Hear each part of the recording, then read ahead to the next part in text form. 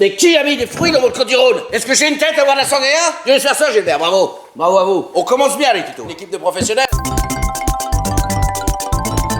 Buongiorno, los amigos. Quel pays plus passionnant, plus attachant que celui de nos charmants voisins frontaliers, les Espagnols. Aujourd'hui, votre humble serviteur, Toto, c'est moi, va vous conter la plus formidable des histoires, celle d'un pays qui a connu moult de rebondissements et qui est composé de pas moins de 17 communautés autonomes.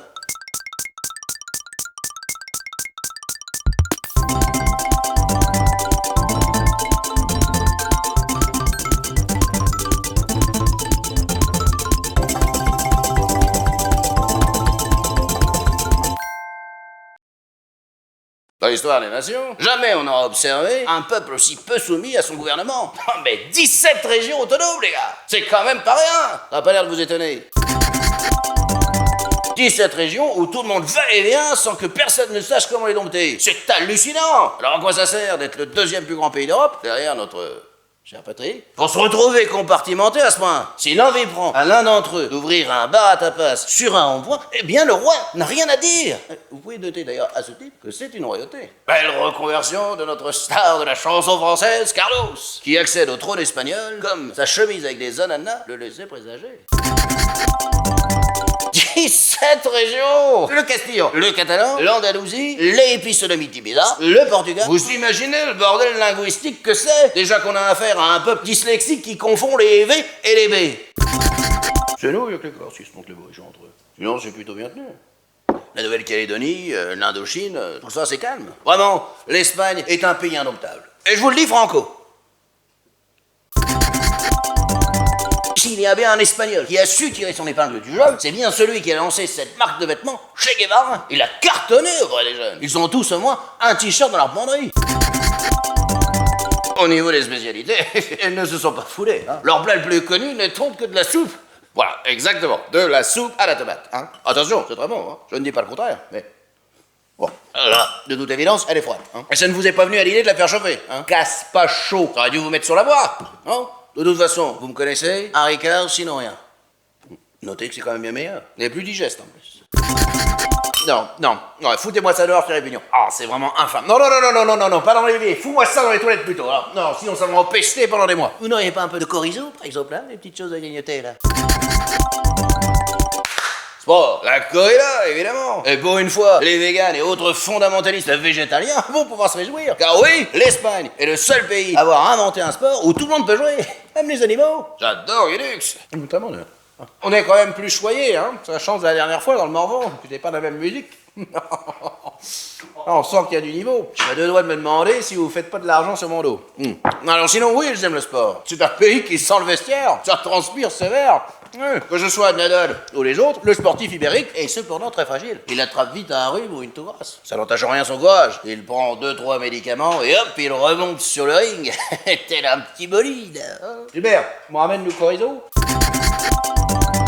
Attends, qui je connais? Dali et son épouse Dalida, Goya, Picasso, Vasco de Gama. Très bon vin, le Gamay. C'est français, d'ailleurs. Et c'est pour ça que c'est bon. Qui c'est qu'on a d'autres encore? Shakira, Fidel Castro, Leonardo DiCaprio, Sabina Seri, bien évidemment. Et l'autre, là, Christophe machin chose, là. Il était bien parti, pourtant. Un Colomb, voilà, merci. Christophe Colomb. Un Espagnol en dessous de tout. Le navigateur découvre l'Amérique, et plutôt que d'en faire l'Espagne, il le laisse aux Américains, hein. Alors, soit c'est de la bêtise, soit c'est de la fainéantise. Dans les deux cas, c'est une terrible perte pour l'Empire espagnol. Du coup...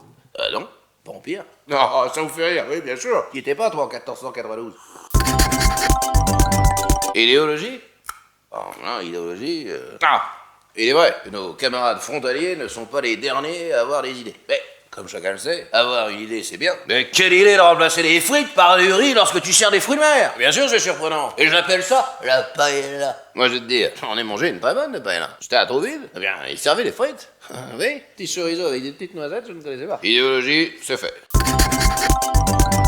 Oh, dis donc. Mobilité fluide? Non, on a déjà pas mal avancé. Je vais plutôt jouer une petite chanson, histoire de diluer la masse d'informations que vous venez déjà d'apprendre. Hein? Le temps paraît trop court pour goûter chaque jour à ton amour. Oui, Srego, j'adore. Ah Oui, religion, oui. Voilà encore, une nouvelle fois, l'Espagne qui se démarque en toute décontraction face au reste du monde. Ouais. C'est le seul pays où le Ku Klux Klan fait son défilé annuellement. Je vais vous dire, si là-bas ça marche, je ne vois pas pourquoi les autres en font tout un fromage. On est dans le partage ou pas? Moi je ne vois pas la différence avec des mecs en djellaba.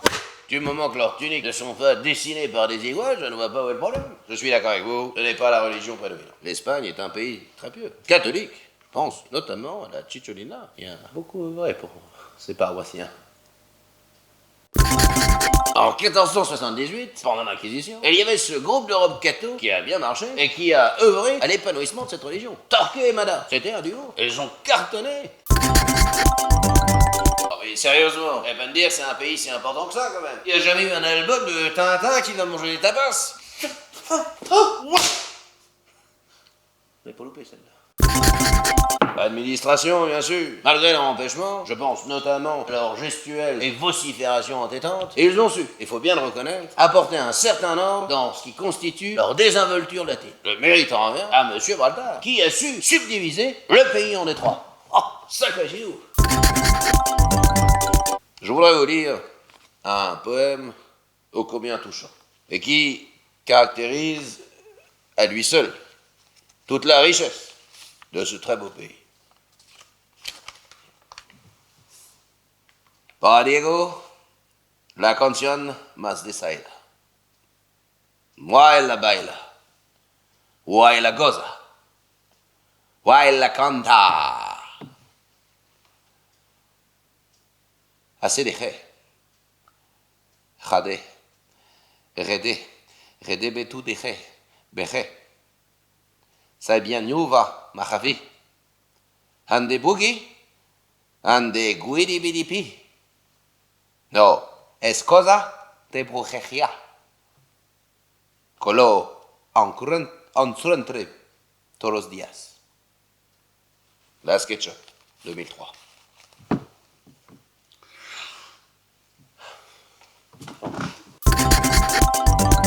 Climat? Oh, plutôt moite. Ici, Hubert? Et Chando? Sers-nous donc un verre, là, plutôt que de faire des blagues. Climat. Mais qu'est-ce que tu veux que je te dise, voilà? Un climat de tension, c'est tout. Au vu des nombreux pillages auxquels elle s'est livrée, hein? Ne serait-ce que le Pays Basque. Quand je dis le Pays Basque, le pays, c'est la France, hein?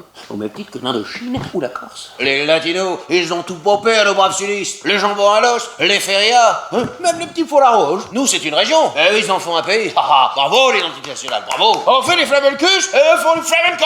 Ça va trop loin. C'est pas parce que tu reçois TPS sur ta parabole que tu dois partager avec ton voisin. Mais tu ne comprends rien. C'est la parabole qui est une métaphore, pas l'inverse. Il y a de beaux paysages, je ne dis pas. Hein. Il y a le pèlerinage de Saint-Jacques de Compostelle, par exemple. Hein. Et niveau rencontre, on n'est pas déçu. Je peux te dire que les coquilles ne se font pas prier pour s'ouvrir. Elles sont prêtes à tout pour absoudre les péchés des pèlerins. Tu relèves le serre-tête et les bretelles et elles absorbent les larmes de ton petit Jésus. Il n'y a pas que l'hostie qui fond sous la langue. Hein. Maintenant, je sais d'où ça vient, l'expression « boire le calice jusqu'à la lie ».